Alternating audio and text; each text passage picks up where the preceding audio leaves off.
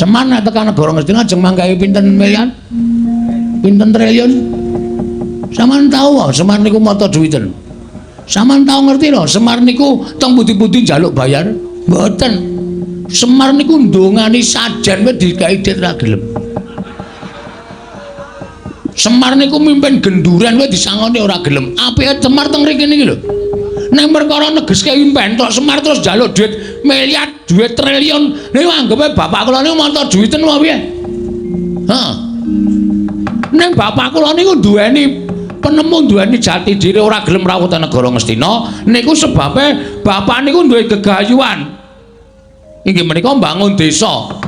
Monggo syaraté angel, syaraté kudu digayo. Nek bapak ninggalke desane teng negara Ngastina tegese bapak niku mementingkan diri sendiri tapi tidak mau tahu tentang keadaan orang banyak. Wah. Edian Bagong kata-katane apik. Meneng sik Antasena. Wah. Wak totok ndasmu lho kowe. Weh, lali aku tak kira kowe bolone Durna. Ana mburine Durna e. Nun ngapunten niki lagi serius sampun dikisro omongan kula. Lho, terus sampean kok dadi nek pancen kok ora gelem tak boyo marang negara Ngastina, kowe tak rudha paripeksa.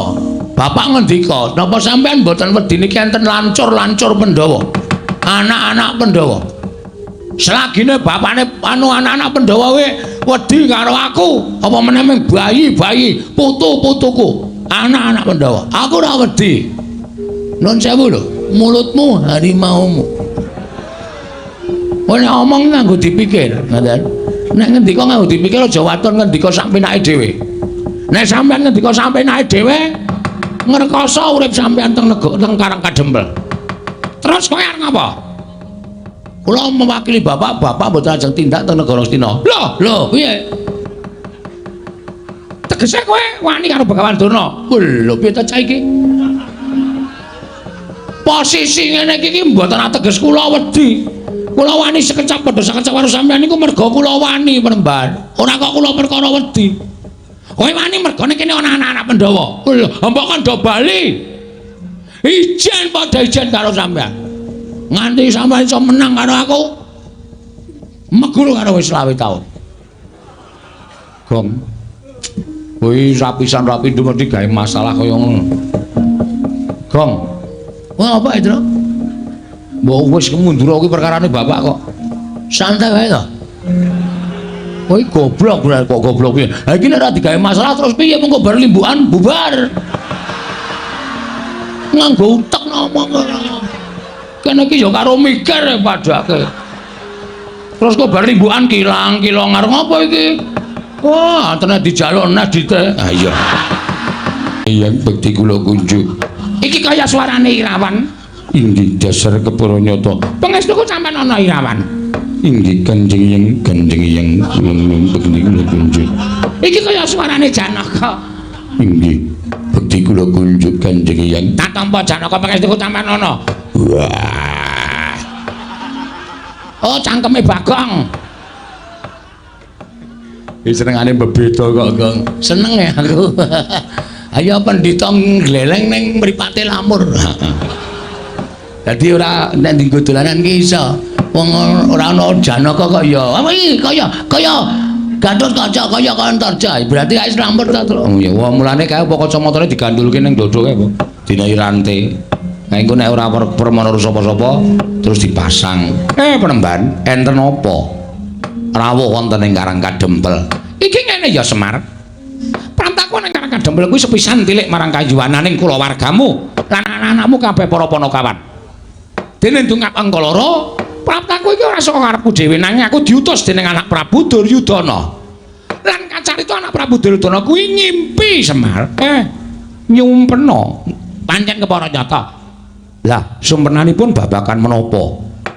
Nalika semana anak Prabu Duryudana paring dawuh kalawan aku, yen to 7 dina kepungkur mau ngimpi ketemu karo kowe jroning pangumpen.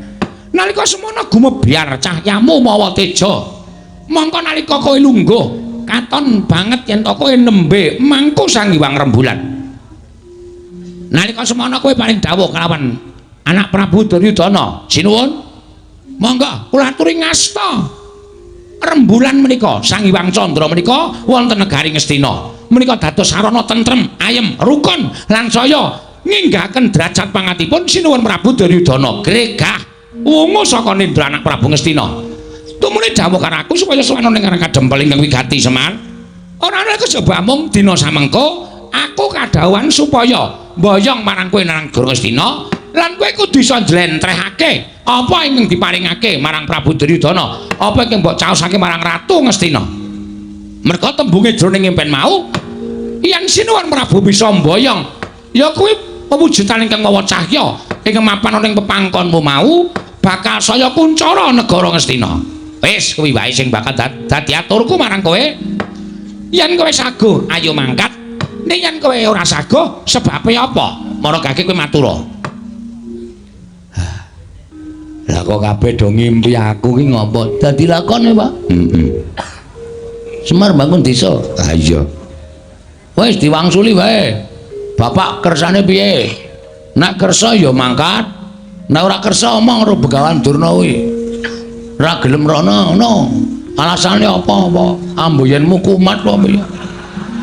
Bapak ya amboyen. Nek lungguh dadak masangi krikil. Dipas-paske. Ngomong, Pak. Ha engko nek Begawan Durna nesu perkara aku ora gelem ning Ngastina. Lho. Ha iki ana nom-noman pendhawa iki nggo ngapa? Teng pendanang iki. Gus. Kowe kok karo bendarane kok Ndara Antasena ana, Ndara Gatotkaca ana, Ndara Antarja ana. Namung kon Jatasi Durna sago nggih, Den. Hah? Sing tetek ta rasa ora ndirasa kepenak sago ta Ndara Antasena ya nek Eyang Durna salah tur ora kena dikandhani nek tumrap aku hukume Antasena ki sapa sing salah tur ngeyel wajibe dijotosi kosek perkara iki aku ora bakal ngeyel perkara iki aku ora bakal mel ning aku pengen ngerti Semar kuwi gelem sowan ning Ngastina apa ora nek gelem ayo tak boyong nek ora sebabe apa ming kuwi aku ora bakal ngeyel. Nuwun sewu. Kula niki lagi arep duwe gawe. Loh, ngapa? Mecah sirahe Bagong apa piye? Bagong. Arep dipecah sirahmu. Wah, pecahe sik to. Iya. Ora ngawur nino. Sak arep kok ora ngapa-ngapa diwarai. Wah, geceke sirahe. Urung ana masalah kok. Gawe masalah, Pak? Oh iya. Kok bapak kok ya manut ki piye iki? Oh iya. Sing ngomong sapa iki mau? Bagong. Tak kira Ndara Wisanggeni. Ah, beda. Wisanggeni cilik kok. Aku gedhe kok. Beda no. Nek aku gedhe nek ditemesok tambah gedhe kok. Nuwun sewu, kula niku nedeng gadah damel. Loh, kowe duwe gawe apa? Kula kepengin bangun desa. Mula nem-neman Pandhawa sami rawuh wonten mriki. Lancur-lancur Pandhawa sami rawuh wonten ing papan mriki mergi kula kepengin bangun desa. Mujudake desa ingkang kebak karukunan, kabagyan, katentreman lan nampi berkah Wang Mahanasa. Mongko syarate nggih pinten-pinten syarat sing kula ajeng kula gayuh. Nek nganti desa niki kula tinggal, napa sing kula jangka ora bakal kasembatan. Semar, pripun? Kowe iki tekan Ngastina ming sedhela, ngono? Tekan Ngastina ming sedhela, ming matur ngesanipun anak Prabu Duryudana. Sinuwun kawontenanipun kados mekaten, menika wujudipun mekaten, menika wujudipun kados mekaten lan naminipun mekaten. Mergi menapa panjenengan ngimpi ing mekaten menika jalaran tegesipun artosipun mekaten. Meng kowe cukup menawa wis rampung, kowe njaluk bayar pira? Nggon ngomong kowe njaluk bayar pira? Dijoli dhuwit pira kaya apa? Aja meng yutan, yen perlu miliar. Aja meng miliar, yen perlu triliun. Kowe kok bakal diparingi dening anak Prabu Duryudana. Nek kowe nampa dhuwit saka negara Ngastina, uripmu ora kaya ngene iki, iso nggo bangun pendopo, iso nggo bangun teras, kowe iso tuku kendaraan. Manganmu sependina ora ming sego jagung ning beras raja lele nek kurang enak ya raja kutuk kowe kok iso nglakon kabeh tak kandhani iso nglakon kabeh Paton kowe gelem tedhak nang negara Ngastina kowe gelem sowan nang negara Ngastina nanging nek ora gelem sowan nang negara Ngastina Semar ora jeneng aku ngancam lho ora jeneng aku ngancam Ning apa kelakon aku ruda peksa karo kowe? Nuwun sewu. Napa sampean mboten menggalih? Enten riki kathah lancur-lancur Pandhawa sing saguh mbelani kalian Semar. Oh, kowe ngendelke bocah-bocah iki. Kowe ngendelke nom-noman iki. Kowe ora melek apa Semar? Iki meng putu-putuku, Selagine bapak-bapakne wae do wedi karo aku, do gila karo Bagawan Durna. Lah aku meng tok gegiro karo putu-putuku dhewe, karo anak-anak Pandhawa. Apa mbak aku menak kowe sono anak Pandhawa iki aku wedi karo kowe? Oh, aku ora bakal gila karo kowe Semar. Nek kowe ora gelem, kowe tak rudha paripeksa Nayantaka.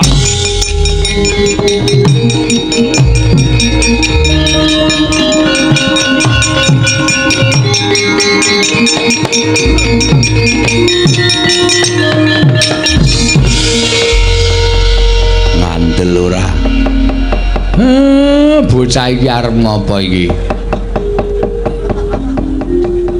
Hei. Arep metendeng ya, Pak? Ayo metendeng tunguk ngisor, tunguk dhuwur metendeng keleke pasrai. Wis tak semprot. Nandana. Loh, iki Bakong. Heeh. Arep ngapa kowe? Sampeyan mau ngendika pripun? Hah? Semar nek tekan negara Ngastina ajeng manggahi pinten miliar? Pinten triliun? Sampeyan tahu wae Semar niku mata duwiten. Sampeyan tahu ngerti lho, Semar niku teng pundi-pundi njaluk bayar? Mboten. Semar niku ndongani sajen wae digawe dit ra gelem. Semar niku mimpin genduran wae disangoni ora gelem. Apike Semar teng mriki niki lho. Nek perkara negeske impen tok Semar terus njaluk duit miliar, duit triliun. Niku anggepe bapak kula niku mata duwiten wae piye? Heeh. Nek bapak kula niku duweni penemu duweni jati diri ora gelem rawuh teng negara Ngastina, niku sebabe bapak niku duwe gegayuhan. Inggih menika mbangun desa. Monggo syarate angel, syarate kudu digayo. Nek bapak ninggalke desane teng negara Ngastina tegese bapak niku mementingkan diri sendiri tapi tidak mau tahu tentang keadaan orang banyak. Wah. Edian Bagong kata-katane apik. Meneng sik Antasena. Wah. Wak totok ndasmu lho kowe. Weh, lali aku tak kira kowe bolone Durna. Ana ngurine Durna e. Nun ngapunten niki lagi serius sampun dikisro omongan kula. Lho, terus sampean kok dadi nek pancen kok ora gelem tak boyo marang negara Ngastina, kowe tak rudha paripeksa. Bapak ngendika, napa sampean mboten wedi niki enten lancur-lancur Pandhawa. Anak-anak Pandhawa. Selagine bapakne anak-anak Pandhawa wedi karo aku, apa meneh mung bayi-bayi, putu-putuku, anak-anak Pandhawa. Aku ora wedi. Nun sewu lho, mulutmu harimaumu. Kowe nek omong nganggo dipikir, ngoten.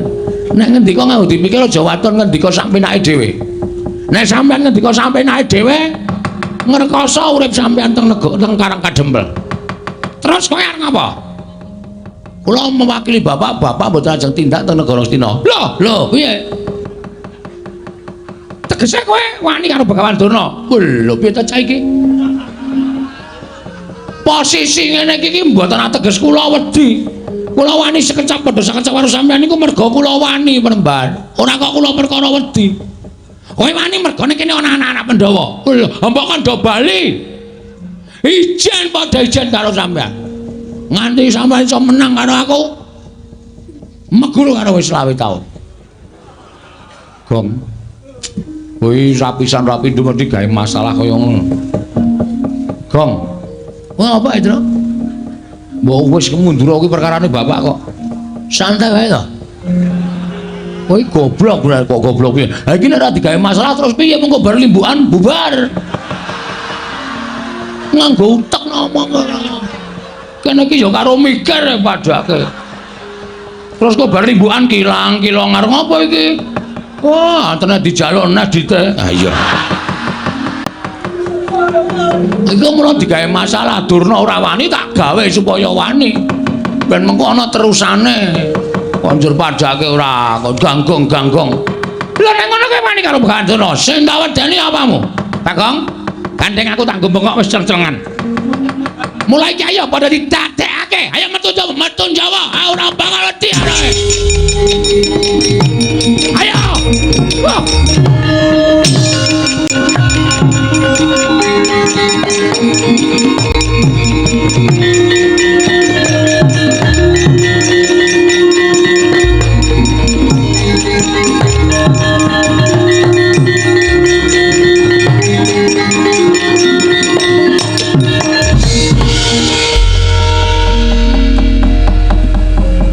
tembungan jagung bakarane. Endi? Lho kok endi piye? Ana, Pak. Sak ngerti ku ming sate kambing. Wah, wis cilaka tenan. Kok cilaka piye? Durna wani, ayo tandangi. Kowe wis wani nantang Begawan Durna kuwi ana tembungan jagung bakarane tanggung perkarane. Saya tak takon karo Ndara Wisanggeni. Kowe arep takon apa, Bagong? Sampeyan mau rawuh mriki nak pun sendika mbelani bapak to? Mbantu karo bapakmu ora mbelani.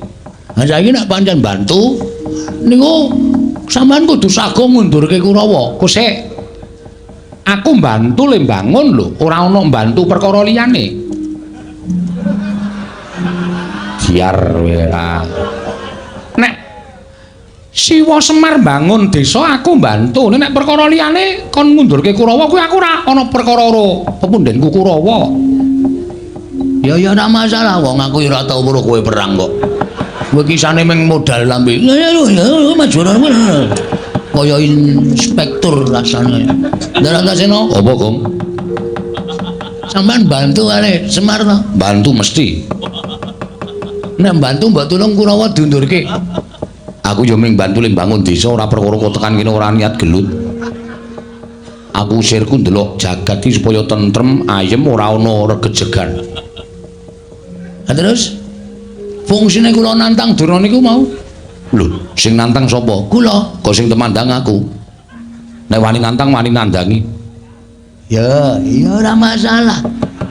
Oke. Kita wis do pidak jempol iki kita. Ndara Gatot Kaca. Nggih. Saman nate kemutan mboten perkara apa? Biyen jaman sampean dijedi teng Kawah Candra Dimuka? Iya. Niku asline sing ngetutke meng kula. Petruk ora wani tekan kawah, Gareng ora wani tekan kawah. Napa meneh Semar nek kena panas leleh. Sing tekan pinggiring kawah ngenteni Ndara Gatot Kaca ndedol saka kawah niku meng kula. Apa biyen aku akon?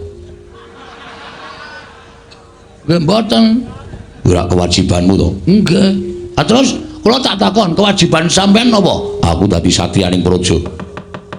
Satriyaning praja kewajibane ngayomi para kawula negara Ngamarta. Karang Kadempel niku ke bawah keperintah negari pundi? Ngamarta. Karang Kadempel ajeng diserang para Kurawa. Sampeyan pripun sebagai satriya? Mestine aku ngayomi. Mestine kudu ngoten. Iya.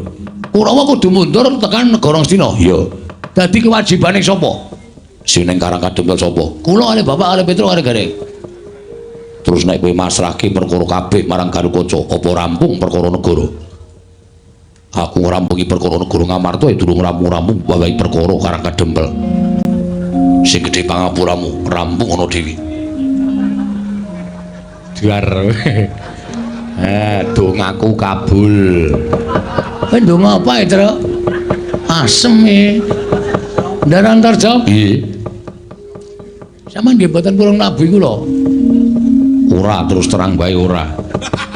Wah, iki kok bloko banget to iki. Iya, Bagong awakku kesel tenan, Bagong. Nggih, Pak. Ndara Abimanyu sayangku cintaku. Ndara Abimanyu. Apa, Bagong? Sampeyan tresno kali kula to? Tresno. Mbok kula dibantu. Bantu apa?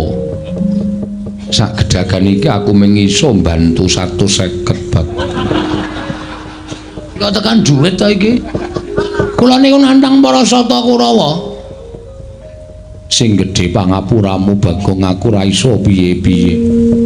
Kadang-kadang kudu ora mbelani, nek aku mbelani mesti aku dijuthak, ora dijak dolan, ora dijak lunga. Oke. Iya. Juga kaya ngono ya. Bengi iki ora ana sing mbantu karo Bagong, Pak. Gandeng aku wis kadung nantang Durna. Isen aku mundur, Pak. Terus? Oh, njaluk pamit ya, Pak. Arep nendi?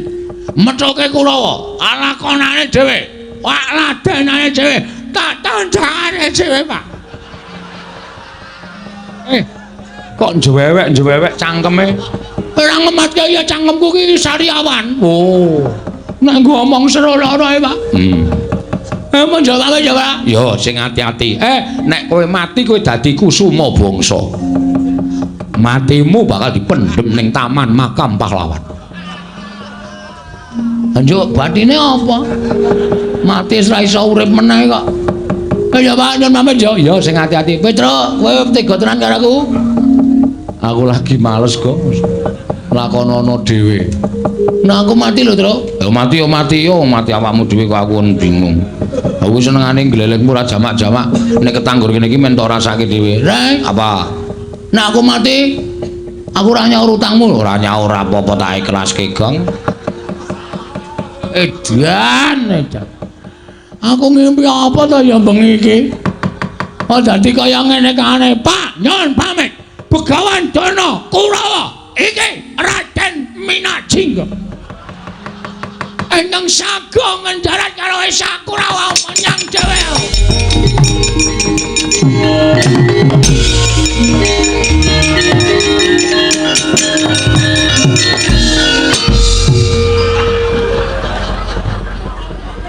Kok tekan kene? Aku liwat mburi omah ya, Pak. Aku bareng tekan ngarepan kok rasane tratapan keweden. Terus menggok liwat mburi omah. Mulane pitike do bubar kabeh. Lagi do angrem. Kok marahi bubarke pitik. Tru, mbok orane to, Tru. Aku bantunen. Gong, ngapa kowe ngejak omong aku?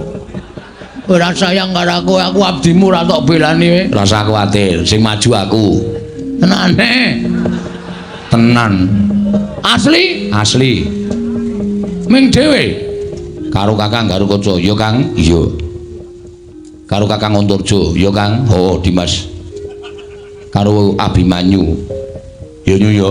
Inggih, Kakang Mas. Asem do mbeda aku. Tak plotroke kathokku, aja. Mundur ngono. Mangkel aku wis tratapan lho. Mangkel aku nek carane ngono, sonaga aku nek lakon Semar Bangun Desa. Lho, kok omong apa? Adeg-degan aku. Asem saestu Den. Iya tenan. Wah, asem iki. Iki mbantu ora? Ah mestine aku mbantu. Wong Kakang Antasena kale omong kaya ngono kuwi takon. Wah! Kowe waduh. Kok tak pecah ndasmu lho kowe. Kok dugang barang gemes aku. Angseng tenan.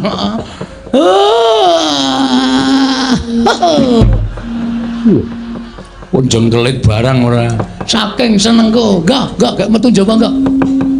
Sampun metu njaba metu ndero. Ya ayo nek ngono metu njaba karo aku. Oh, bulane do seneng metu njaba ora masalah. Wah, tak cocoki ndase Bagong omongane. Ngapa? Kowe iki nek ngene iki asosiasimu sing elek, pikiranmu sing jorok, goblok kowe. Ora iso mencerna kata-kata kowe. Oh, petok. Kowe jenes, aku sengit karo kowe kok kaya wong-wong kaya kowe pikirane elek kaya ngene. Delok limboke terus pikirane elek kae porno kae, susune mencetot ngono kae. Kowe sing basa iki pikirane sing nonton. Wong kuwi keindahan kok. Ora, kowe menungsa kaya ngono wis sengit aku. Nggih, Den nggih? Iya. Kamu tuh kok? Iya. Ndara Abimanyu? Iya, Bagong aja kuwatir tak belani. Ndara Garukaca? Iya, Bagong aja kuwatir tak belani. Ndara Antarja? Iya, Bagong aja kuwatir tak belani. Ndara Wisanggeni? Iya, wis ayo mangkat dina iki. Kakang Antasena, Kakang Garukaca, Kakang Antarja mesake Bagong. Ayo padha dibantu. Nek kira-kira mengko kalah karo Kurawa, ya wis ben ditandangi Bagong. Iki omong apa menah? Macem-macem ora ya nganti rampung. Iya, nganti rampung ya. Wong medal saking Karang Kadempel. Pripun Kakang Duna entuk gawe napa mboten? Oh. Pancen boyong Semar niku ora gampang. Nggih. Niki wau nganti kula gegeran karo Bagong. Oh, lah terus enten mriku Bagong nantang kali kula. Mula terus kula jak metu njaba ning pancen bocah ora gelem metu njaba. Niki kula ngerti. Nek Bagong niku janjane mingetapake para anak-anak Pandhawa sing nalika semanten pun prapta wonten Karang Kadempel. Lah terus ampun nganti napa gegayuhane anak Prabu Duryudana menika gagar-wigar. Oh, ngaten. Lajeng diketapake para sata Kurawa. Oh nggih, ngestaken dawuh. Ken Boyong Semar sapa dadi palang kudu disingkirake Ribate. Oh nggih, Dursasana lho.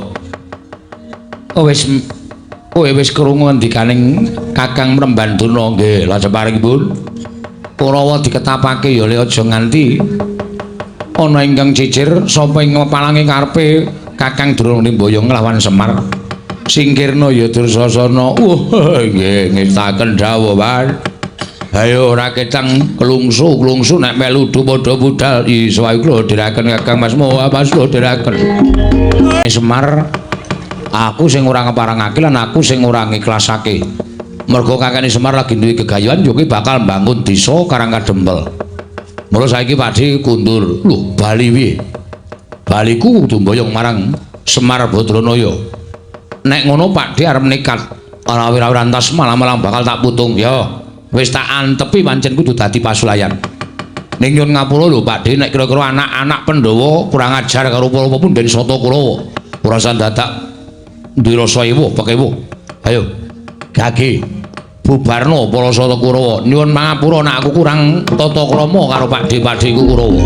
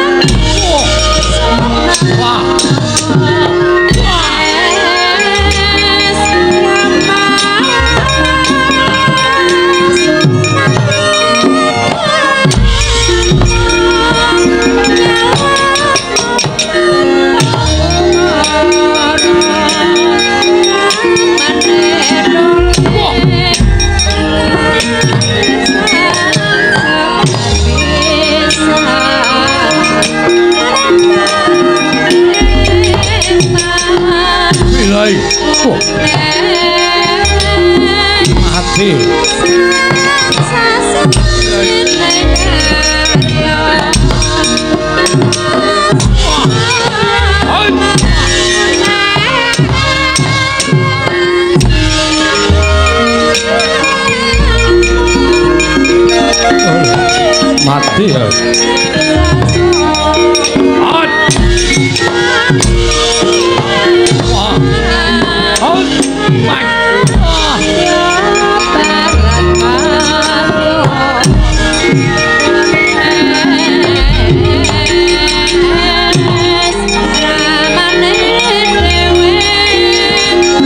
Cocok tumbak jebol dadamu barang.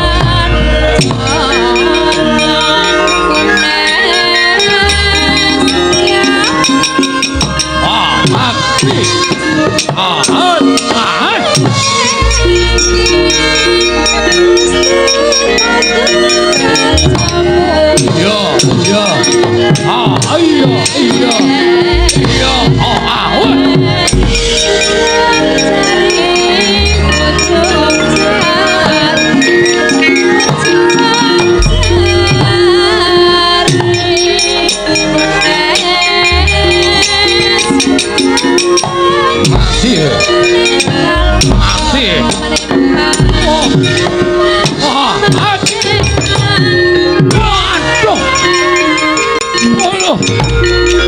Waduh mati aku. Waduh. Wah.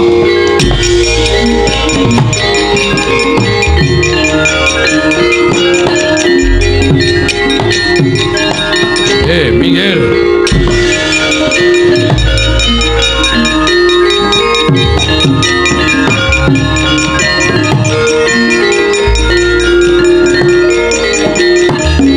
Gatotkaca dasar Pranata.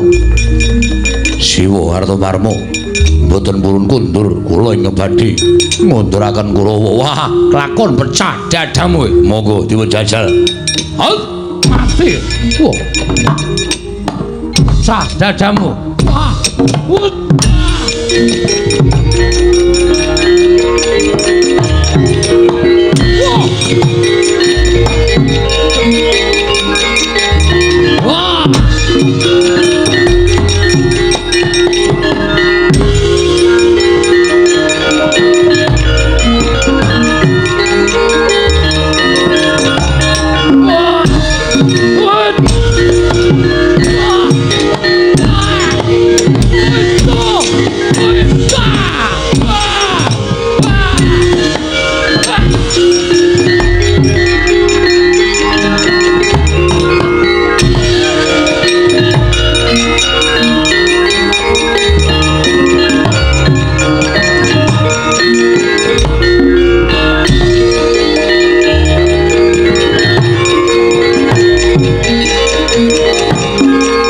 Antarja.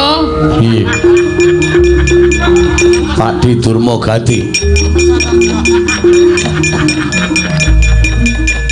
Cemal tak jaluk.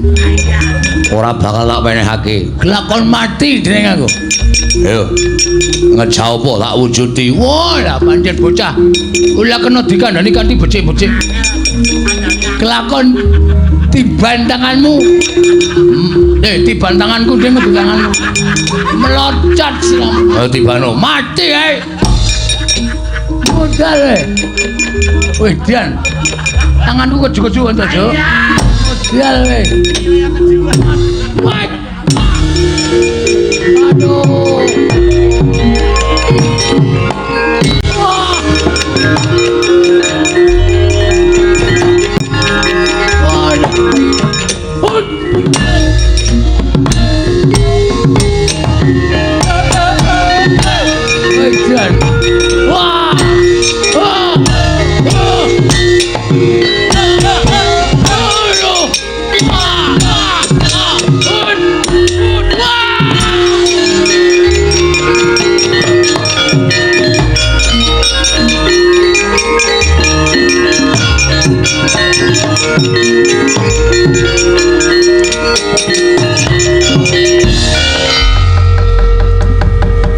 Mundur man.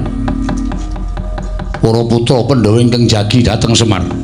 Menawi kula kaliyan paman tetep badhe maju menika mangke malah kirang-kirang bejanipun wonten kurban. Kula semanggaken.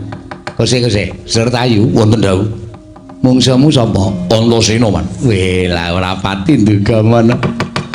Tenan to wis tak bedhene anak-anak Pandhawa mesti melu ngayomi karo Semar. Mundur-mundur. Iya. Kono ngaso kono. Iya. Bejah kula man. Mungsuhmu sapa Kartamarma? Anak kula Pringgondani Gatotkaca. Nyamber ngiwa, nyamber nengen. Sampluki sirah kula kan. Kula semanggaken. Dheweke iso mabur ora iso mabur, li temandang sak pinake dhewe. Sikile nendang ngiwa nengen, nendang nengen, ngiwa nengen, ngiwa nengen. Ha iya, karang ya trampil kok Gatotkaca nggih. Wah. Durmagati perang. Pelang man. Temu sapa? Wangsareja. Sapa? Wangsareja. Wangsareja ki anake welku dol cek balep Antarja. Wah, Antarja. Kula antem dadane gak apa-apa. Weh. Barang dheweke klidha, kula anu pidak cikil kula. Apa? Dipidak cikil kula man. Nyet ngonten disikut cangkem kula cuciit. Barang niku dheweke temandang ngeceban ngenten iki ming tangan siji ngenten. kula maju sikut sangang kula til secandak sirah kula jegloke punganu dengkul ngene deng-gleng-gleng diwalik kayang cengele ding kok kaya aku ora iso mbayangi to mang mriki sampeyan dadi kula dadi Antarja kira-kira iso apa kowe mraktekke lho apal man sampeyan maju hop ngandani to joloke bludak maju mulai sikut cangkeme yes ngenten terus tangane ngenten iki set ngenten iki terus tampani tangan kiri jegloke raine jegloke dengkul blek terus gondono diwalik antil cengele ngenten iki oh ngono to ping pindho oh yes sit ngenten iki wale set ngenten terus diganteni duduk ngenten iki kewan iki mane cilik kok terus dienggo praktek ora sapenae dipun cak madya mawon nah iya sapa sing urung maju man kuku kula sing maju man ya maju wani apa kowe wani mungsuhe to man mungsuhe akeh wedan sapa wae Antarja Antasena Gatotkaca sing ketok Abimanyu ya ana karo Panakawan wah lata gugu karepe dhewe arep mungsuh sapa kuku kula niku wong tuwa nenek iso Antasena Antarja gagah Gatotkaca kuku kula dukumba den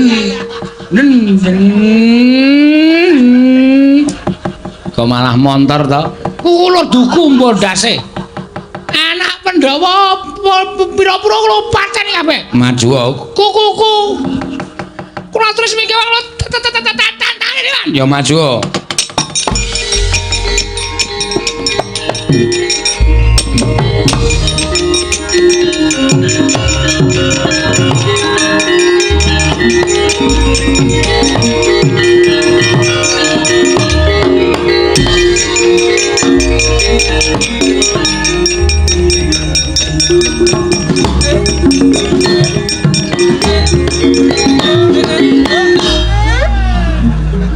kok ora gelem banter ya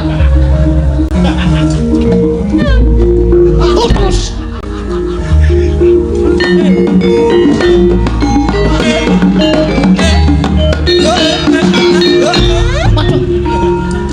karena caganim sesekali iki ora bablas pokoknya saentuke korban Gagah Gatotkaca ya gelem Antarja ya gelem Antaboga Antasena ya gelem mama mati kabeh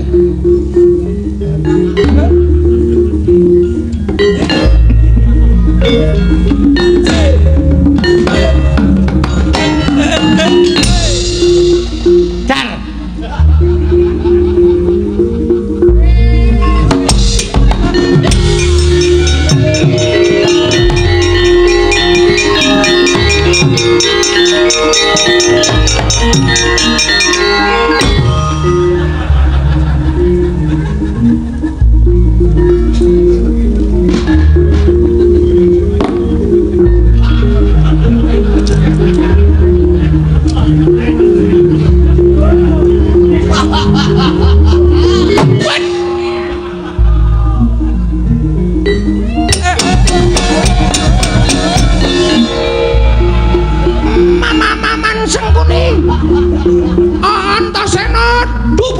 gugur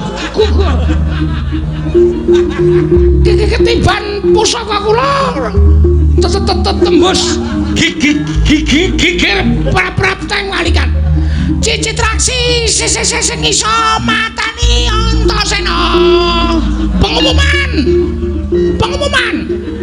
Citraksi iso matani Antasena almarhum kena pusakaku pengumuman maman sesengkuni budak mama mangrungake Antasena mati saka tangane Citraksi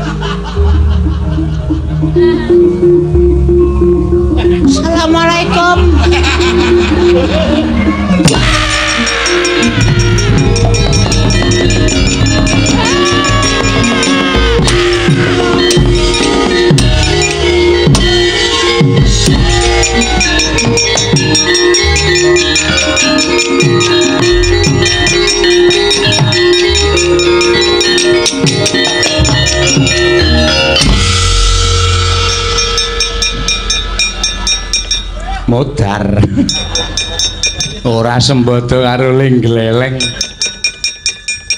Cit. Cit. Piye mau bengak-bengok pengumuman apa ya, Cit? Aku kok ora patek gatekke. Bajigur. Waduh. Kok lambene ngemu getih kaya ngono? Meman. Sampean lho. Sampean lho. Kuku kula mateng. Maju. Heeh. Nggawa pusaka. Weh. Pusaka tinggalane putu kula. Piye to cah iki? Tinggalane mbahmu. Mbah kula. Heeh. Pusaka kula tumpake teng Gendewa. Pusaka kula embat-embat. Iya. Kula culke kebat kaya kilat. Keset kaya silet. Tatet. Cul. Kena dadane Antasena. Oh, Kula joget seneng banget. Nantun tak jeng. ketoke kendangane ora ngono iki, Mas.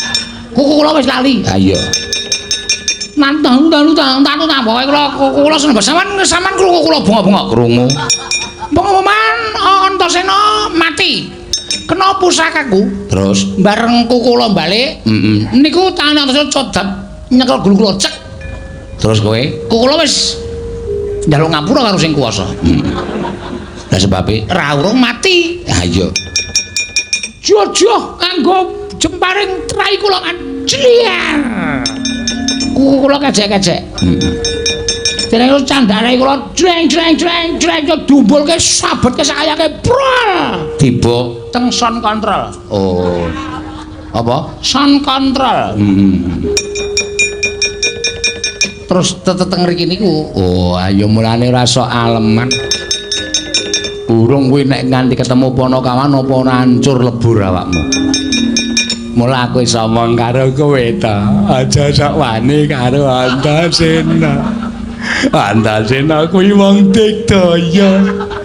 Nek nganti kowe wani, padha karo kowe wani karo malaikat. Nek wani karo Antasena, aku ora iso omong kowe ayo mundur, kok kowe dadak maju, cah goblok. Man ada apa ya, Man? Ana apa kok kaya keweden? Di. Madhep rene. Ngono. Terus ke ora? Ora wis. Kowe ngawur. Ngawur piye? Sing tak nggo nyocoki cangkemku apa? Ayo panahmu to. Lah kuwi salah. Nek kowe arep ngentemi karo aku arep nyocoki panah ki nggo panahmu dhewe ora. Ora njaluk panahku. Apa panahmu ngenengi karo aku kok? Mau kena tenan ora? Ora. Sedranto kaya kena. Tak kembet. Edan kan. Aku ki goblok-gobloke wong. Amin dikempet kok bungae ra jamak-jamak. Walah, kok kaya rumah saku kaya rasane padha e. Susune nek ngempet ra mendelik-mendelik. Saedan. Pak Deku Kurawa iki janjane lucu-lucu lho. Ming kok pakartine aku ra seneng, aku seneng pakartine lu tak uripi ning kasatriyan tak nggo hiburan saben dina. Apa padake ngoningon? Paling jajalan ora? Kok metune arep wani po? Lho, lu menggenake. Ora arep wani. Ngopo wani? Karo to wani demen modar apa? Ayo ta? Wis kono mundur. Mundur. Bali. Patih Sengkuning ora gelem bali jotosi wae tadi. Hah? Piye? Patih Sengkuning ora gelem bali jotosi wae. Iki serius. Aku soalnya dendam. Tak tese wae. Waduh. Guayane kaya cah enom tak tese. Iya, tak balik. Sapa nek ya Kurawa sing kira-kira iso gawe seneng. Iso nggo tombo kesel iki sapa nek? Wis ra ono to. Wah, Antasena. Ora minggat tiban cucu maneh dadi apa ibarate?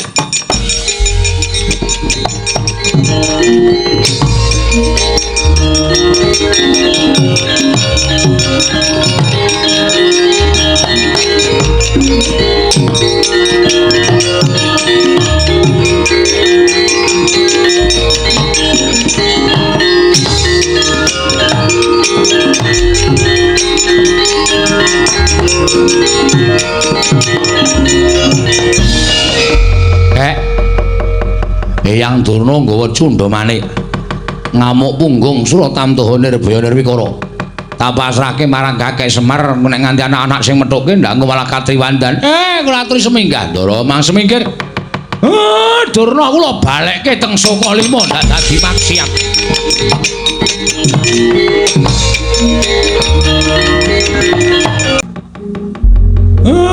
mun katon padhang kahanan Karang Kadempel ya kek. Lah niki kula njaluk kesaguhan sing pun menate mangendikake. Sing endi? Sing sampeyan iso ngrawuhake napa dadi syarat srana nggih kula mbangun Karang Kadempel. Yo. Nek pancen ngono aku njaluk pamit, aku tak nganti adhiku wis anggeni. Sowan Siwa Ndhurawati nembung Sekar Cangkuk Wijayamulya. Nggih, menika malah prayogi. Siwa Semaraku nyuwun pamit tak nganti adhiku Abimanyu. Budal sowan marang Praja Ngamarta nyuwun pustaka jamu semyang jimat lima sada. Siwa Semaraku nyuwun pamit tak budal ning Mandura nyuwun pusaka Kyai Nenggala lan Alugara. Matur nuwun, matur nuwun. Nek pun kelakon mang mlumpuk teng Karang Kadempel, ning nek wonten apa-napane sampean kudu iso gawe cara, aja nganti gawe kapitunane ingkang rama sedayanipun. Ning sing wigati pusaka saged rawuh wonten Karang Kadempel. Njaluk pangestu ya, Kek. Nggih ngatos-atos. Siwa Semar nyuwun pangestu. Nggih, Den. Iya, Siwa Semar nyuwun pangestu. Muga-muga kesenggatan penjangka kula, Ndara. Oke, begitu katur ya, Wa. Iya, cah bagus ndak tampa. Ora liwat pangestu ning wakmu Ndrawati Tampanana. Ndak gegem dadiake jimat. Antasena Raharja, cah bagus. Slamet tekaku, Pakdi. Aku ngaturke begitu katur ya, Pakdi. Iya, Antasena ndak tampa. Ora liwat pengestune wakmu Ndrawati Tampanana ndak gegem dadiake jimat. Kulub atmajaku sakarone. Apa to ing dadi darunane dene sira sowan mongko tanpa tinimbalan. Apa ana wigati, apa ana perlu saka pepundhenmu Pandhawa ingkang sira aturake kalawan wakmu Ndrawati. Sepisan ngaturake bekti katur ya, Wa. Ya, wis anggene ndak tampa. Dene ndung kaping ngangka loro Pantakone negara Ndrawati sowan ngersane Kanjeng Ndrawati mau sayekti ora kok para Pandhawa ingkang utusan. Nanging aku pancen diutus nanging dudu pundhen Pandhawa ora ana li kejaba mung Siwa Semar Badranaya. Lho, Kakang Semar, iya wa. Lah wigatine apa? Dene Kakang Semar utusan lawan Ratmajaku sakarone marata gage matur ingkang tetela. Ngene ya, wa. Nalika semono aku kuwi ngimpi. Jroning pasumenan mau aku weruh Kakang utawa Siwa Semar Badranaya mangku Sang Hyang Candra sumorot cahyane. Nanging ora mblerengi. Wekasan sapa ing cedhak lawan Kyai Semar dadi kedunungan sorot ing mapan ning anggane sapa wae ing cedhak lawan Kakang Semar. Ngono nggih. Iya. Tumuli aku nganti lawan putra-putra Pandhawa sak petara sowan marang Karang Kadempel nanjake marang Kakang Semar Badranaya utawa Siwa Semar apa to sababe lan werdine impen mau. Lah kok jemel ndara dasih impen ingkang nak lakoni wa ketitik Siwa Semar Badranaya bakal duwe gawe.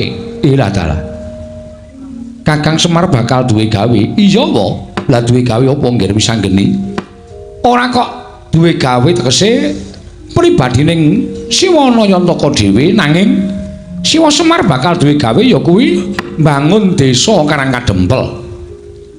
Tumuli aku nglawan para putra saguh sak biyantu kelawan Siwa Badranaya. Jernyatane Siwa Semar gedhe lelabuhane tumraping para putra lan pundhen Pandhawa. Mula ora ana ilang yen aku kelawan para putra kabeh bebantu marang botripoting Siwa Nayantaka. Ya, wis anggene kuwi bagus. Kuwi apik lan becik. Awakmu Ndrawati rumajang. Nanging nalika semono Siwa Nayantaka tumuli paring dawuh bakal kelakon penjangkane ya kuwi nggone bakal mbangun desa Karang Kadempel nanging ana syarat srana ingkang kudu dilakoni dening Siwa Nayantaka. tanana ya kecobamu Karang Kadempel ora ketang amung tulung kedheping paningal kudu linenggan pusaka Ndarawati ya kuwi Sekar Wijaya Mulya. Mula wae gandeng para putra ing pandhegan anakmu Drepsila Geni iki wis sago mbantu marang Siwana Yantaka tumuli aku tinuding mbudidaya sarta matur marang kenjarane Ndarawati muga kepareng nggalih aku nyuwun Sekar Wijaya Kesuma bakal tak boyo marang Karang Kadempel. Mengko yen wis rampung nggone Siwana Yantaka mbangun desa tak kondurake marang negara Ndarawati, Siwa Ndarawati, Siwa Prabu Kresna.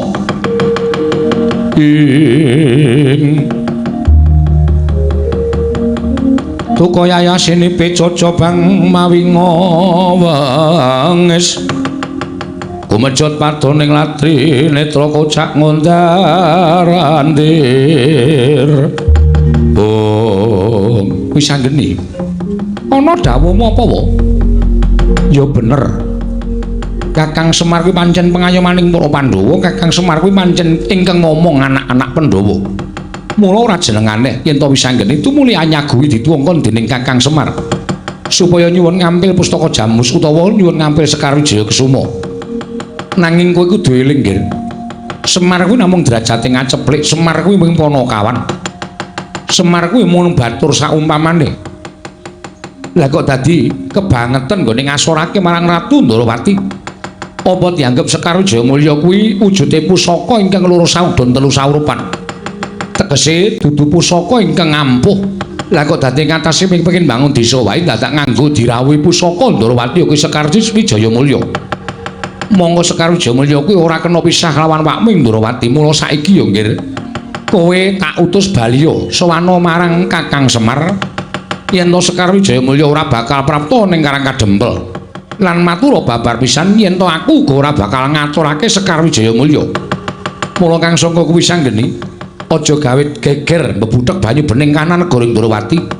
Yen sira kulup atmajaku isih ngabekti karo wong tuwa mesti napa kang dadi dawuhing wong tuwamu Ndarawati iki sira anakku Drepsila Geni mesti mastuhu dawuhing wong tuwa. Mula Kang Sangka kuwi sanggeni matur marang Kakang Semar golek srana liyane wae sakliyane Sekar Wijaya Mulya. Yen nganti wani Kakang Semar kuwi nyuwun ngambil Sekar Wijaya Mulya mongko derajate ora padha karo Ratu Ndarawati. Ateges Kakang Semar kuwi wis madha sarta wis ngasorake marang derajating nata ing Ndarawati. Aku ing ora trima perkara iki wis sanggeni.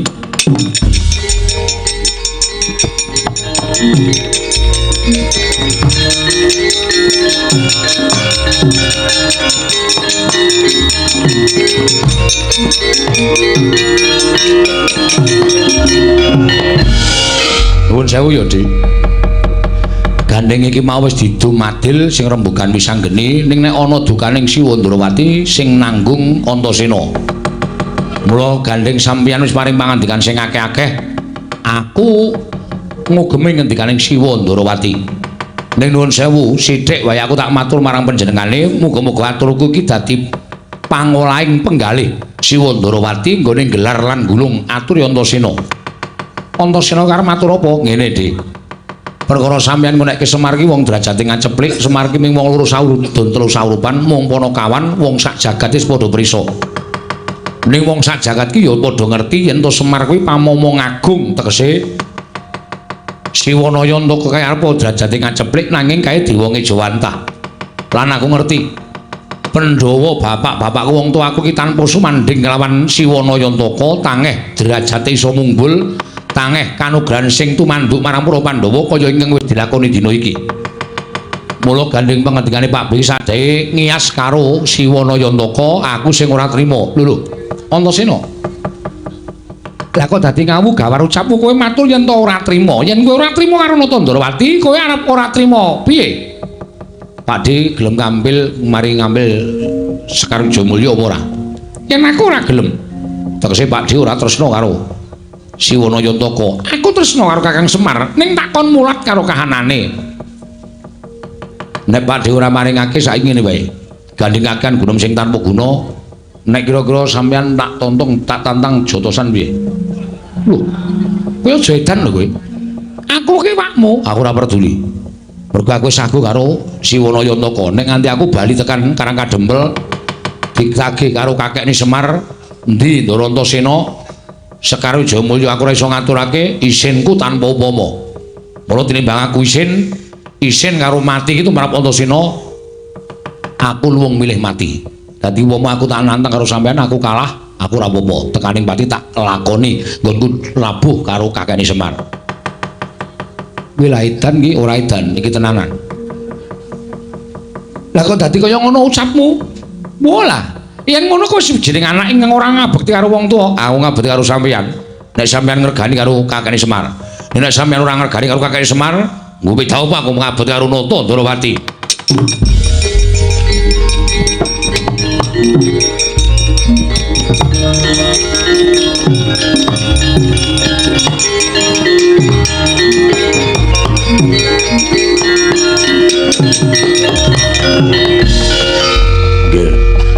ingkang dados senopati wonten negari Ndrawati menika kula menawi jenengan niku anggere Antasena menika badhe nantang dhateng sinuwun Prabu Ndrawati padha karo sampeyan niku wis ngasorke derajate senopati Ndrawati ingkang paman pun Setyaki bagus wis ngene iki malah dadi geger tak lakoni sisan Siwadawa melu ora wah mboten nggih pun kula kantun ngaten ki mawon melu-melu malah ngrekoso nanti papanipun enten kadedayan Mak Cilik medal jawi kene yo tak lakoni nang musuh Mak Cilik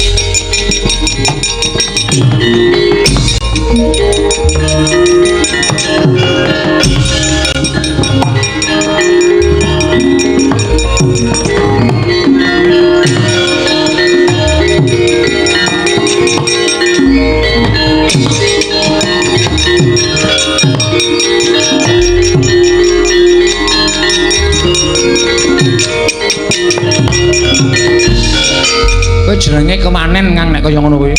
Lah piye? Lah kok dadi iki malah dadi gegeran iki piye? Paman Setyaki iki pepunden. Lah kok dadi tok tantang metu njaba? Ah jengkel aku kowe iki omongan ora rampung-rampung kok. Aku nek omongan ora rampung-rampung iki rasane kaya gemes kae lho. Wis ngene iki siji-sijine cara supaya aku iso mboyong Sekar Wijayamulya. Lah iki mengko nek nganti Siwa Ndrawati ki wadul karo bapakmu coba. Werkudara Antasena wani karo aku gawe rusak Ndrawati wani karo pamane Garbaruji.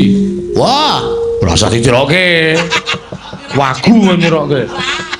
Antasena idak-idak upamane ngono piye yo? Ora kriwian dadi grojokan Gogya dadi angsan to? Lah terus piye aku nanut kowe? Kowe meneng wae. Sekar Wijayamulya Kusuma tak colonge jarane. Wis manut aku.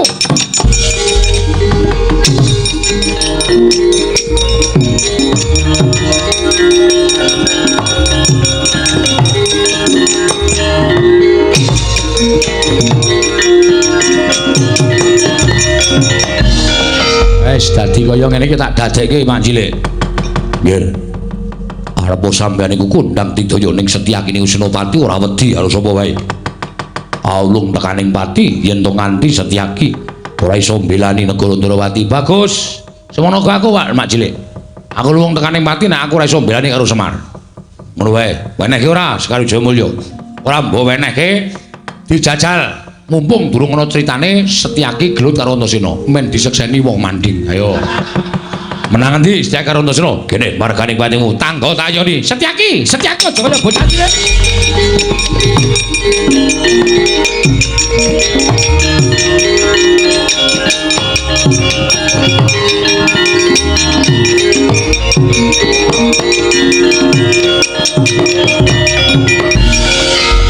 Ora ngawur to.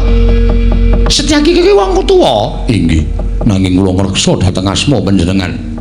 Ning kudune ora nuruti marang mubal babaling nepsu kaya ngono. Antasena ya ngono. Lah kowe iki mbelani Semar iki kowe iki entuk apa to tak takon aku. Lah kok dadi kowe wani karo wakmu Ndrawati? Nganti tok labuh kowe wani karo makmu Cilik Garbaruji. Kowe entuk apa coba aku tak takon karo kowe? Iki kok nganti gegeran. Upama Antasena gelut karo Setyaki nek nganti Werkudara ngerti mesti mbelani anake. Kowe engko diajar karo Werkudara. Kowe ora mbelani kalian kula. Lah, rak kriwikan dadi grojokan to. Terus aku mungsuh Werkudara. Ayo. Ayo coba nek mungsuh Werkudara apa aku kira-kira menang apa piye? Nah, berarti iki ngene iki nek urut-urutane ateges aku sing menang. Ah, mboten saged. Ayo nek ora iso coba apa piye? Monggo. Wis to. Walah kendel kabeh. Lah kok ora iso delekke kaya ngono iki karepe piye? Aku mau nak carane kaya ngono iki.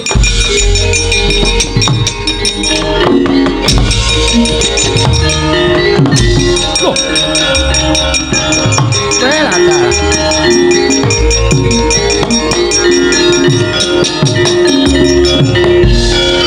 Wong edan tenan. Pancen wong loro ki wong dugal kewarisan tenan. Setyaki wonten dawuh.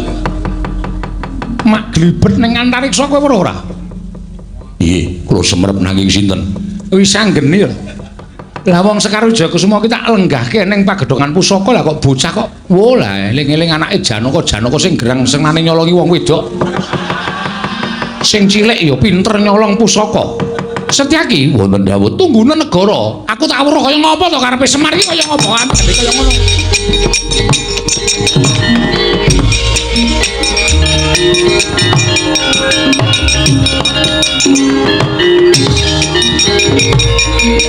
Sumerep dateng putra Waduka Abimanyu malah sak mangke jaring para nayaka ing kasatriyan Tanjunganom bilih Abimanyu sak mangke mindhang saking negari utawi kasatriyan Tanjunganom semono uga wah Antarja Gathot lan Antasena uga ora sowan ana ing Jodipati.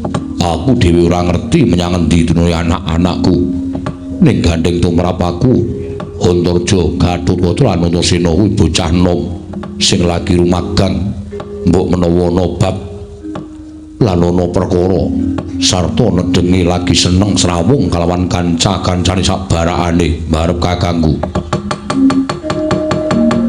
Piat langening kalanggiwan agar pandan moncar tinon lir kekonang surem sorot etan padang kasoran pacaring purnameng gekono dasari mongso katiga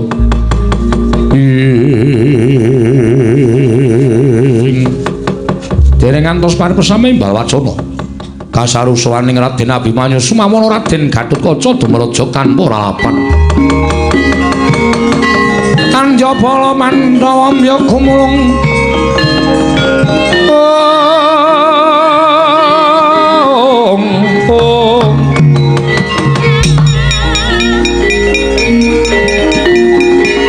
mangung sireng sata kula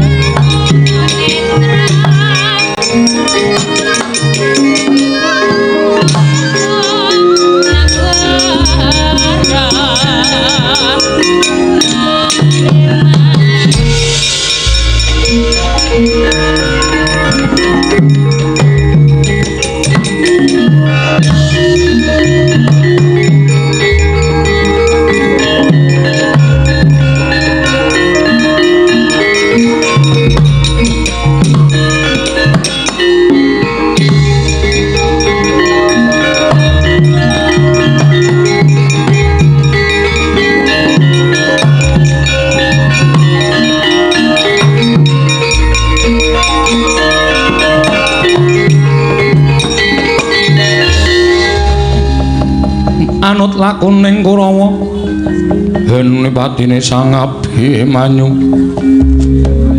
ana ing citra tandya Sang Satyaki magut ngambil sanjata ing Abimanyu ana wigati apa dene sowan tanpa tinimbalan lan nembe wae dadi rasananing para pepundhenmu Pandhawa inggih Prabu sewu kalapatanipun ingkang putra ing Tanjunganom kula nyuwun pangapunten krana sawetawis wekdal kula mboten sowan wonten praja ing Amarta kula ndherekaken sangganing para kadang ing kapandhegan dening kadang kula Penyayi Wisanggeni sowan dhateng Karang Kadempel inggih menika hamba bantu dhateng bot repotipun Siwanayantaka Kakang Semar Darbe gawe apa kuluk netepi dhateng menapa ing sampun sinasmitakaken dewa tumraping kadang kula Penyayi Wisanggeni bilih Siwanayantaka wonten salebeting pasumpenan katingal mawa cahya tuwin namangku Sang Hyang Candra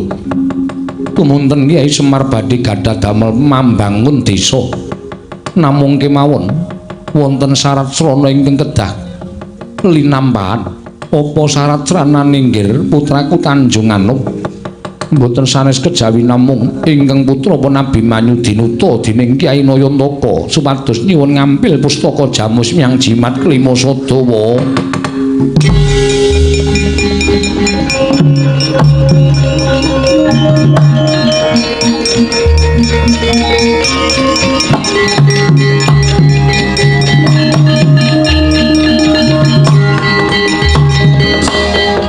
Abimanyu kula wonten paring adhawuh. Apa kira-kira Kakang Semar mestine ora bakal nambuhi babagan pustaka Jamus Myang Jimat Klima Sada? Yen to pustaka Jamus Klima Sada kuwi pusakaning para Pandhawa, kuwi panguripaning kawula sak negara Ngamarta.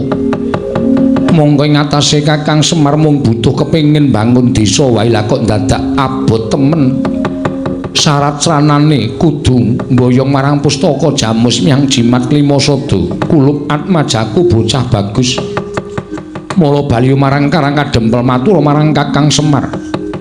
Yen to Pandhawa ora keduga ngaturake pustaka Jamus Myang Jimat Klima Sada, nanging bakal ndaturake pusaka lamun Kakang Semar bisa ngendikake apa to ingkang dadi gegayuhane dene dadak mbutake pustaka Jamus Myang Jimat Klima Sada. Kulup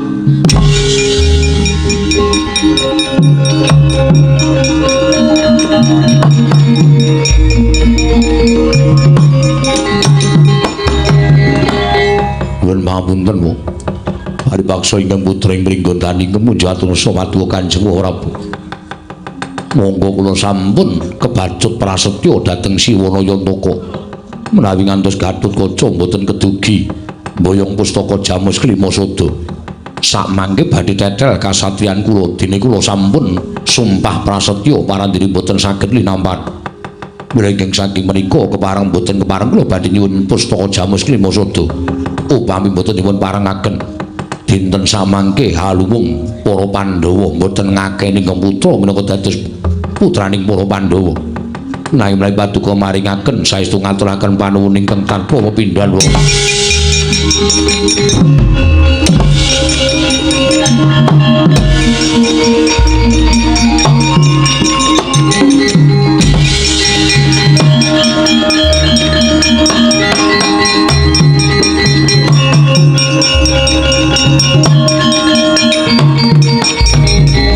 Sedewa kula wonten maring adhawuh. Sira Syadyaja nganti wedi kangelan. Pisan ingkang padha bandha yudha aku ora kepengin kawula negara Ngamarta weruh Werkudara ngajar kelawan anake Janaka milara kelan atmajaning Si Abimanyu Sedewa.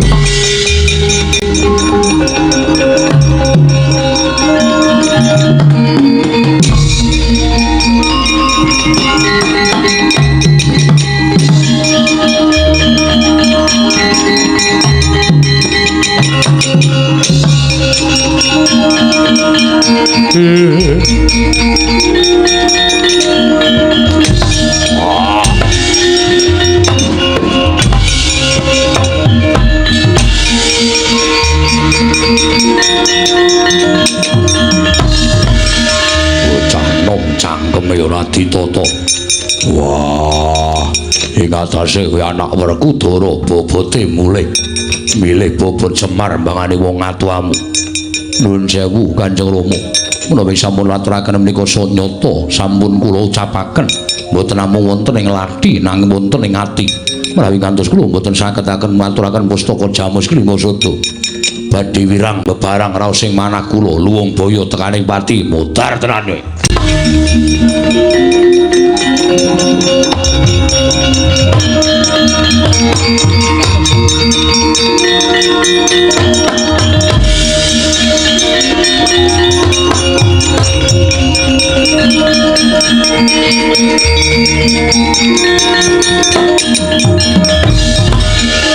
Abimanyu anakku cah bagus. Abimanyu anakku, aja banget-banget nggonmu gawe wirang marang wong tuwa. Kanjeng Wong Prabu kuwi sesembahan wong atuamu, Koko Prabu Puntadewa kuwi banget. ndak aji-aji lah kok dadi wani kowe matur ingkang kaya mangkono padha karo kowe ngorek-orek marang pasuryaning wong gerak kula nyuwun mampunten Kanjeng Rama menapa paduka Kanjeng Rama supe dhateng labatanipun Kyai Semar ingkang tansah momong dhateng jengandika Kanjeng Rama sarta angulataken dhateng Paduka ngantos sak mangke Paduka jejer minangka dados pelanging jagat lan curing bawana menika mboten merucut kaliyan labatanipun Kyai Semar Badranaya mulang karo gerangan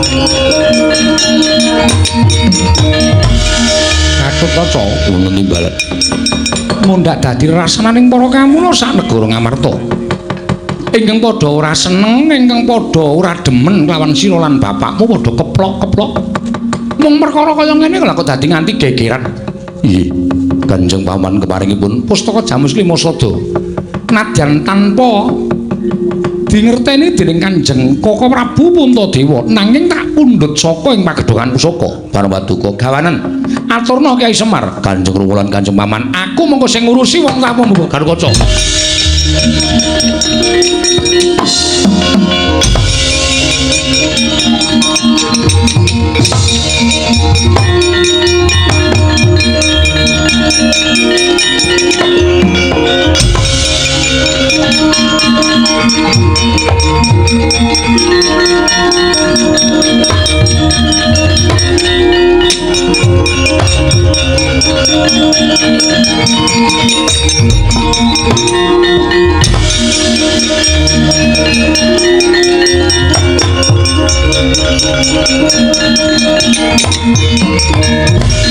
Sedewa inggih lha kok siadi mapan ana ing kene mugi andhatosna ing kamuningan sedaya sampun dipun dawuhaken dening Kanjeng Koko Prabu Puntadewa kula nyekedah ngrampungi perkawis menika krampungane piye pustaka Jamus Lima Sada kula dhateng putra Kamas wah ora edan ya aja ngapusi alur utara mboten malah samangke galuh kecelakaan pun Abimanyu sampun wangsul dhateng Karang Kadempel wah jamruk doyak monggo kula dherekaken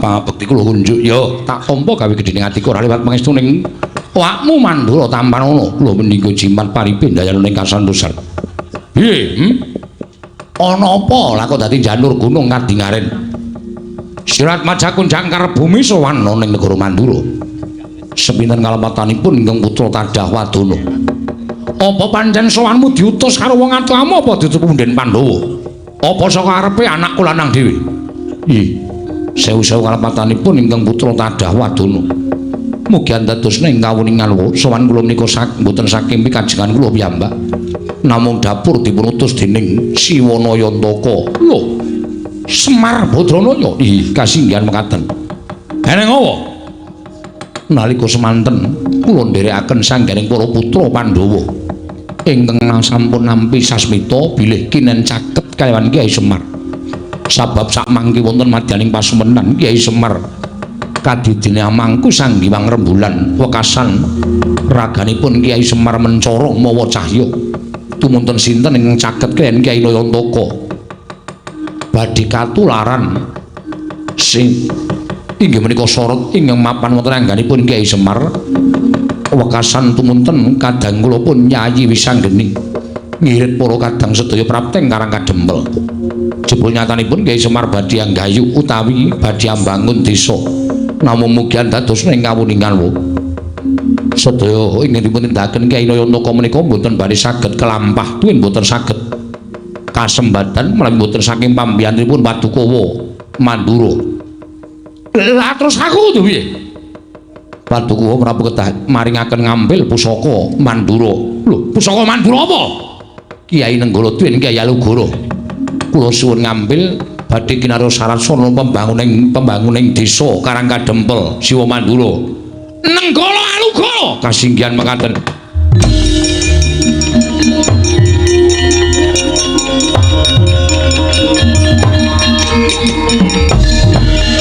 Antarsa. Naka Baginda, inggih wonten dawuh. Apa ingkang mbok aturake mau banget lho ning Yas marang Natamantura Prabu Baladewa.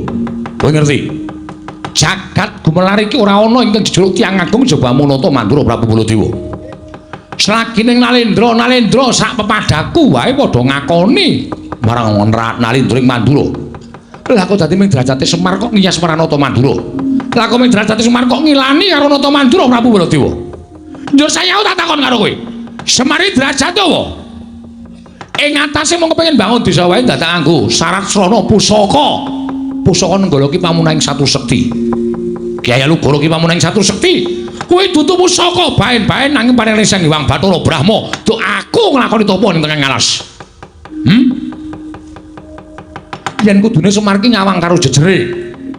Jejere mung Panakawan, mung loro saudon telu saurupan.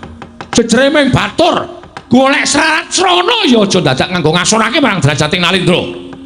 Yen kaya ngono kuwi tak anggap Semar kuwi ngina karo Natamantura. Semar kuwi ngecek karo Natamantura. Antarsa.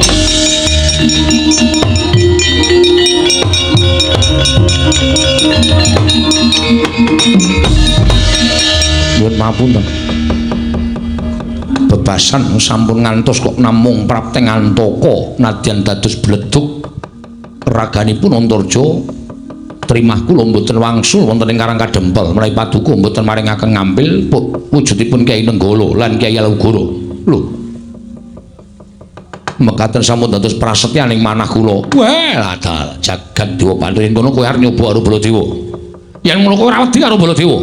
Ajrih wae nek wedi bali kula mboten wantun wangsul langkung ajrih kalian Kyai Semar. Menawi ngantos kula dipun dukani dening Kyai Nayantaka sabab sedaya sampun sami nyebat Kyai Semar menika pusaka ingkang bisa kandha jimat ingkang bisa ngucap bebasanipun idu dados geni. Menawi ngantos kula dipun sumpahi dening Kyai Semar menawa mboten nalungsa gesang kula. Yen ngono abot Semar mbane Baladewa. Nggih, nyuwun pangapunten paripawasa kedah mekaten iblis kowe.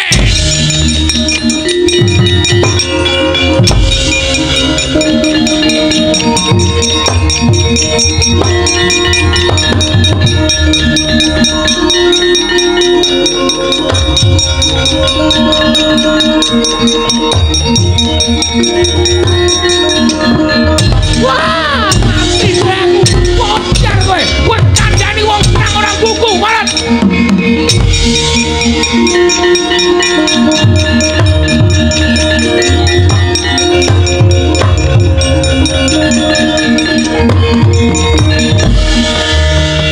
Siwa Mandura saya sepuh ora iso meper mubal babaling nganepsun mula sora karo Antarja sak gelem-geleme apa dianggep aku kalah karo sampeyan yen pancen sampeyan ora kena dikandhani sampeyan ora kena dileremake rasane ayo tak ajangi jembar legane atiku Antarja ora bakal mundur padhange wani petengane apa meneh.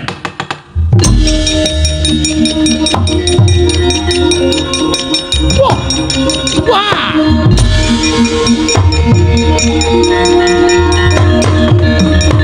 Yata laruta saking Gudha Sangkara kala yen amutusa sangsi. Wah, tobat aku dadi malang krek ning ngarepe wong tuwa. Wis tak antepi Wah Prabu. Yen pancen sampeyan disuwuni ngambil pusaka malah sajahe duka yayasinipe mula sora karo Antarja. Aku ki menungso. Nadan aku bocah wingi sore nang kedurungan rasa. Aku yang dijiwit ngrasake lara yang ditabuk ngrasake lara apa meneh dicempalani dening Wah Prabu. Ayo, nek pancen Ratu Mandura ngejak Sulaya karo wong jangkar bumi. Tajange jembar legane atiku. Wah, panusmane jajalan wani karo Ratu Mandura. Jaluk mati cara piye? Koko Prabu, Koko Prabu.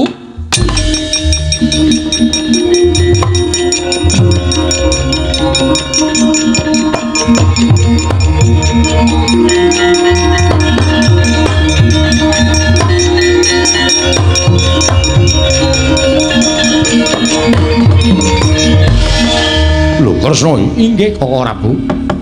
Wah, panusmane jajalanat Antarja kuwi kandhane lho. Menungsa sing jeneng Antarja kuwi kandhane lho. Sing grang ora mulang. Bapakne ora mulang unggah-ungguh. Ing atase bayi wingi sore wani karo wong grang. Antarja wonten timbalan, Bu. Lah kok dadi kowe wani karo wakmu Mandura? Nuwun pamunten. Estunipun kula namung badhe nyuwun ngambil senjata nenggala Hyang Alugara. Kinarya Sarat Srana Siwana Yantaka anggenipun mangun desa. Nanging sajaipun Siwa Mandura malah duka yayasinipe kula dipun cempalani, kula dipun ajar. Satemah katetangi raos sing manah kula. Kula menika nuwun sewu. Dipun lairaken menika wujudipun satriya menawi ngantos kula dipun pala kados mekaten monggo kula mboten wantun do nyono cerak nyono. Dikira Antarja ki wong jirik getih wedi mati. Koko Prabu? Nggih. Menawa Koko Prabu sampun ndhawahaken asta kanpun Antarja, ya pancen tak sengaja. Men bocah iki melek. Takon bali nang Karang Kadamel ora gelem malah nantang karo aku. Lho, kowe nantang Antarja? Mboten, kula mboten nantang. Malah kula kebaing tata krami, kula kinten mboten singlar saking unggah-ungguh. Nanging sajaipun Siwa Mandura menika ingkang nuwun sewu mboten saged meper dhateng mubal babale kanepson mekasan kula dipun ajar.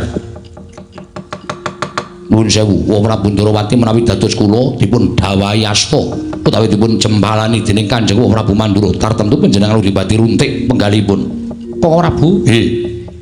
Saenipun samangke tinimbang perkawis menika mboten rampung, kula nyuwun ngambil Kyai Nenggala kalan Alugara. Lho.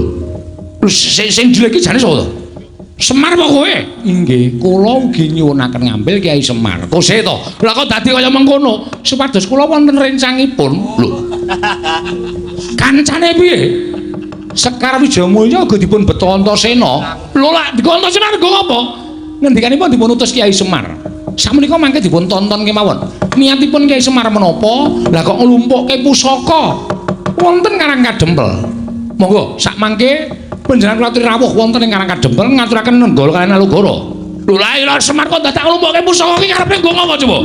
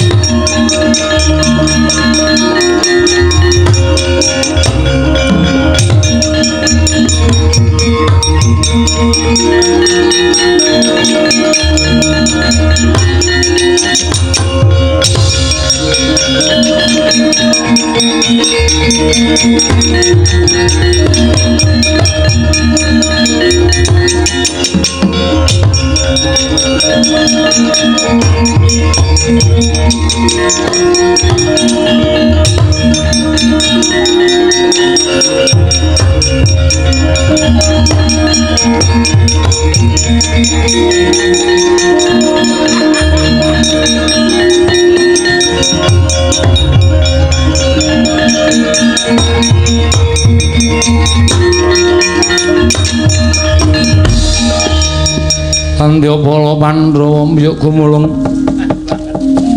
mangung siring sata Kurawa ambahungke ing Andarasena matur nuwun nggih.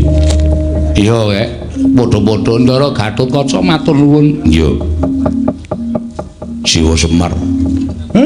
Ndara Antarja kok dereng ngaturake napa sing pun mangsanggupi.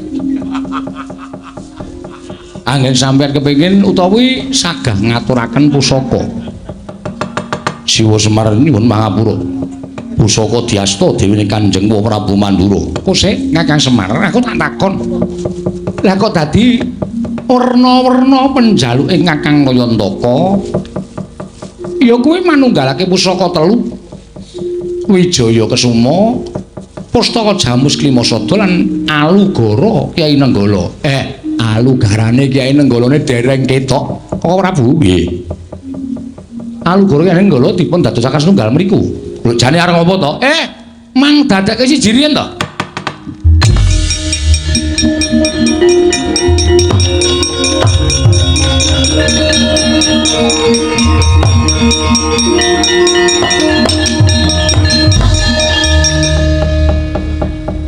Dadi gatekke. Mbok menawa suda payu mayang iso dienggo lakone iki apik. Sedikit tapi bermakna. Bermaknane nggo napa ngandel. Niki pancen wis didhawuhi dening pukulun Sang Asih Prana. Oh, piye? Nganggo marsih, marsih kok marsih. Kudu dadekke setunggal niki nek cara sakniki kekuatan telu niku dadi siji terus mengko wonten sunar sing munggah wonten langit. Oh piye kaya film modern ta. Kaya Terminator ta, Tru. Kok bayangke ngono kuwi, kok bayangke. Oh iya. Pancen syarat niki dadi srana. Iya menika tumedhaking kanugrahan ingkang nami Wahyu Pamomong. Piye, Tru? Sip ta? Heeh. Duka kang senapa sampeyan napa kula niki mengkari manut keparingi sing gawe jagat. Merga Pandhawa niku pamomonge wonten kalih Sinuwun Darawati kalih Semar.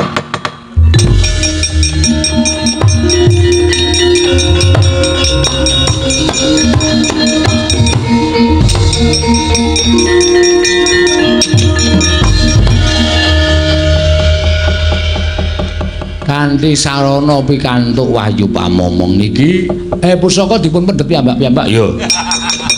Prasmanan.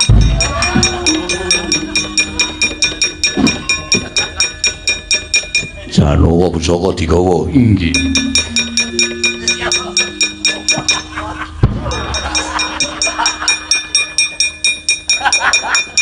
Ampuh-ampuh ya, Tru. Kekuatan pusaka kok. Niki dadi syarat lek kula iso mbangun desa merga wis sinampiran pakanan menapa dados pamomonging para kawula. Muga-muga mujudaken desa ingkang gemah ripah loh jinawi ayem tentrem rukun niring sambikala bagas kewarasan tansah sinandhing ndara.